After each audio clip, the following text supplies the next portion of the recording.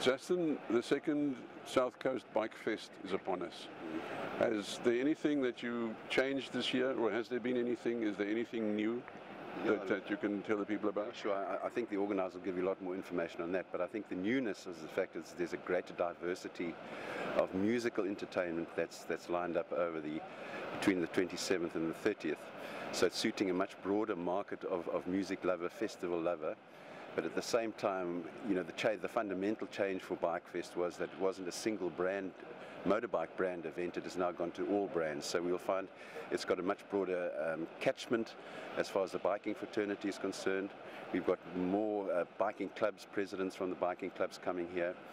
So we can see it much more of a rainbow celebration event, as well as being obviously a significant biker event. And this is certainly has impressed rather the provincial authorities and tourism, and I'm pleased to tell you that as a result of engagements with the MEC in Pietermaritzburg, and in particular Tourism KwaZulu-Natal, Tourism KwaZulu-Natal have invested R1 million into this event. So that's given us a lot more flexibility budget-wise to do a much broader marketing. In fact, it starts, I think today there's these radio campaigns that are going out as well in a week in advance. Posters have gone up all over the place. So we're hoping to exceed, let's say, between 50,000 and 60,000 we had last year. And given the fact that it's a long weekend, it's not just a biking festival, you know, it's a family festival. And I think one of the blessings is what we have changed is we've got a very nominal charge for adults who are non-bikers coming into the event, and that gives them entire access to the entire precinct, including the entertainment in the precinct. But I think the other important thing is that any children accompanied with adults under 12 come for free. And you know, my feeling is if a child wants to go to a place, and there's a whole lot of entertainment, biking entertainment, stunts, etc., that's going to give them a lot more entertainment. And then obviously, as I said, if children go, parents go with them. So there's a lot of retail here, there's diversification in terms of food, cuisine, etc. So the changes are obviously music lineups, and I think Vicky will give you more information on that. But we've got some serious headline acts that, as I said, cover a very broad spectrum.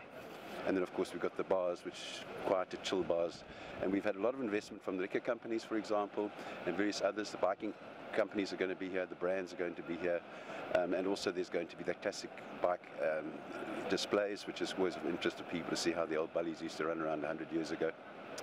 So yeah, Margate is going to be the place to be, and we're certainly looking forward to welcoming everybody.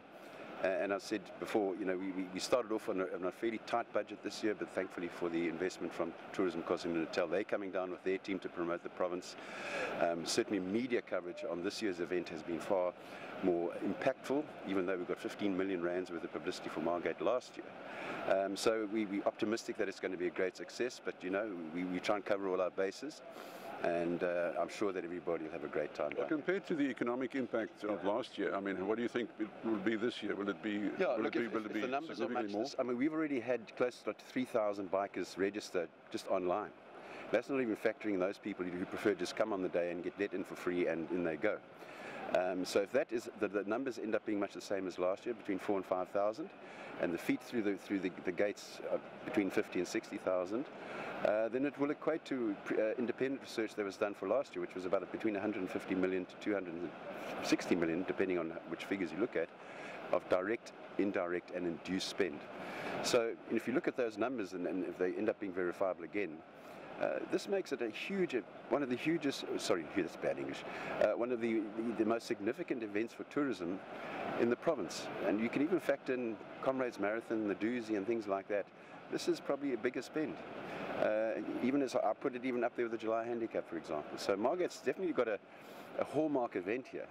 And you know, hats off to our board. They put a lot of time into making the decision to stay with an event of this nature, and they put faith in us. And last year was the first one, and we did a consumer survey after that, and there was overwhelming support for it, praising the work done of the people here on the South Coast in having a better event they thought than perhaps previous ones that were here. Yeah.